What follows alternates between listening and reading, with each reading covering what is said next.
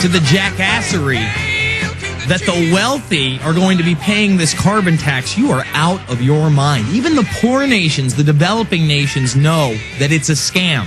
Poor hit back at rich over new carbon emission demands. Developing countries are standing their ground against demands by rich nations to add steps to curb carbon emissions into a formal registry or appendix as part of a broader pact to fight climate change. Remember, it's not global warming anymore. I know a lot of you are still talking about global warming, but they know it's bull, so they've changed the terminology from global warming to climate change. Developing countries have been ramping up voluntary efforts to curb emissions. No, they haven't. Give me a break. But wealthy states want these steps to be legally binding to make it easier to gouge the global level of ambition to fight climate change. And they're trying to make this into a climate carbon credit economy, a cashless society control grid. That's what it's about. Fight looms on U.S. climate control prices. Electric utilities and heavy industry will fight for stronger controls on the prices of greenhouse gas permits than those offered in a draft climate bill unveiled on Wednesday by lawmakers in the Senate. The bill proposed by Democratic Senators Barbara Boxer and John Kerry, who are not our friends, and they've got 1,000 mayors signing on to this too. A lot of them well-meaning idiots, folks, and a lot of them power-hungry madmen that would like to take the step from mayor to congressman or mayor to governor, or somebody that's in the administration, someone with more power. Just look into it. You can't tell that they're fear-mongering when they're saying the Arctic Sea could turn to acid, putting the vital food chain at risk.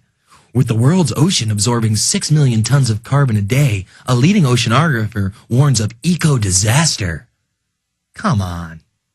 Give me a break. And I'm not against the people that actually, or I am against those who actually pollute the planet. I would like to see this about, getting all the plastic out of the ocean, getting all the toxins out of the water, getting the toxins out of the sky. That's not what this is about. This is about the rich getting richer and them consolidating power. When I was at the G20 and Al Gore was having his big climate change concert via satellite, I'm the leader. I did a movie. I got a Nobel Prize for it. And an Oscar. I am important. There were a few people out there that knew what the deal was. They had one of those deception dollars, but it was about the carbon trading system and how it was a government scam, a huge scam. They knew what they were talking about. They're like, oh yeah, we're going to trust the corrupt government to curb carbon emissions as they tax us for it.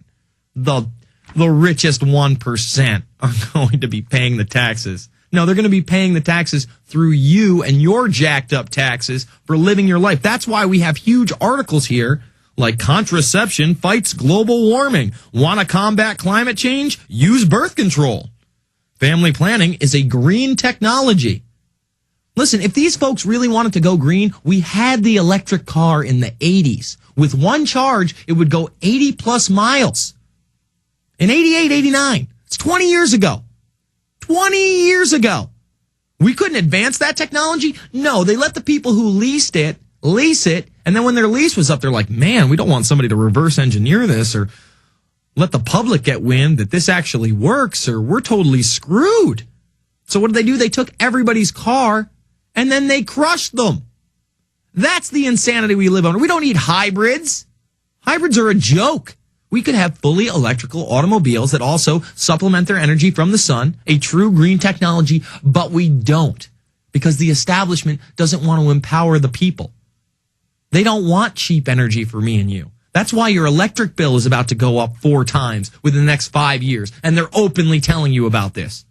But just keep sucking your thumb and thinking that the man is being curbed by green technology. He doesn't want green technology. No, he wants you to pay your carbon tax like a good little slave. Believe it. Jake in New York. Jake, you're on the line. Hey, I got kind of a 2-part question. Okay. First part is, in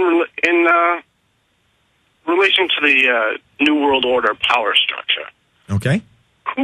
Who do you guys have any evidence as to who is kind of the head of the New World absolutely. Order? Well, let's name some names. Let's go ahead and do it. I find it awfully suspicious that The Rothschild family, which prints the money and has their own sovereign nation in the middle of London, which is only governed by their laws, isn't one of the most powerful families / establishments in the world. Obviously they are. They're beyond the law.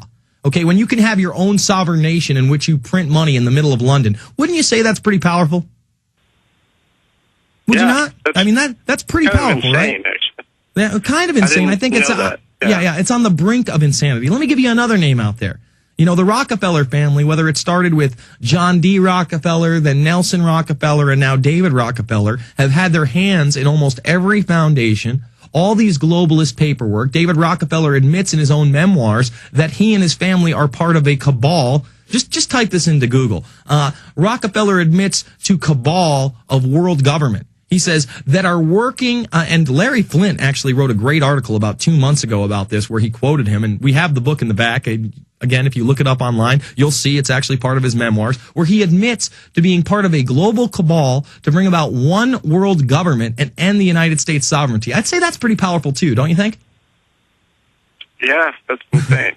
That's a pretty big admission. So those two families right there are pretty high in the upper echelons of this power structure, of this globalist structure, if you will. Now, they use a lot of different ways. They brainwash people through religion. The Vatican is powerful at certain points, but, I don't think that the Vatican runs everything. The Zionists are powerful at certain points, but I doubt that they run everything as well. That's not where my research has led me.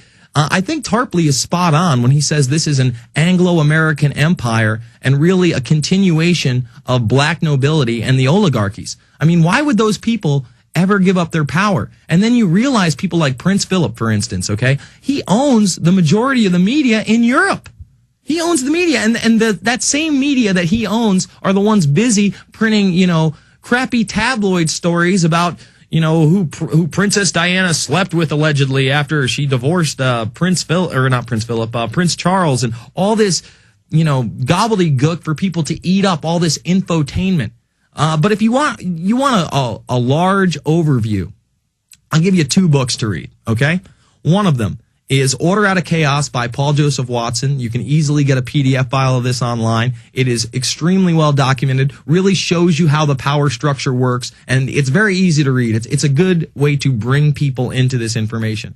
And then the second book I'm going to recommend, I just want to give you a little grain of salt. I definitely do not agree with all of it. Comes at it with a really super Christian perspective and a lot of unfounded claims that I found. But I would say, 50 to 60% of it is really just a history book if you can read in between those lines, Jake. And that book is called 13 Bloodlines of the Illuminati, and it's by Fritz Springmeier. And if you look into Fritz Springmeier, back in 2000, he was this Christian guy that got framed up. Apparently he was going to bomb, these buildings or whatever, and they made him out to be a white supremacist. But I've read his books, and I've seen his lectures, and I have never seen any indication that he was indeed a white supremacist or planning to bomb anything. So those are the 2 publications that I would tell you to check out, but definitely just check out the Rothschilds, their little sovereign nation, and the Rockefellers' role in this, because those 2 guys, the Rockefellers especially have set up so many institutions. I mean, they helped set up the Council on Foreign Relations, for God's sake. Do you know about the CFR? The CFR was set up when the League of Nations initially failed after World War I. And then through the CFR, through think tanks, through lobbying, through a Second World War, they were able to establish the UN, which is really now the beacon for global governance and internationalism. Does that kind of answer your question, Jake? Well, yeah, it's getting to it, but I kind of have like a larger question pertaining more to your guys' like work and stuff like that. Okay, sure. You guys put out all of those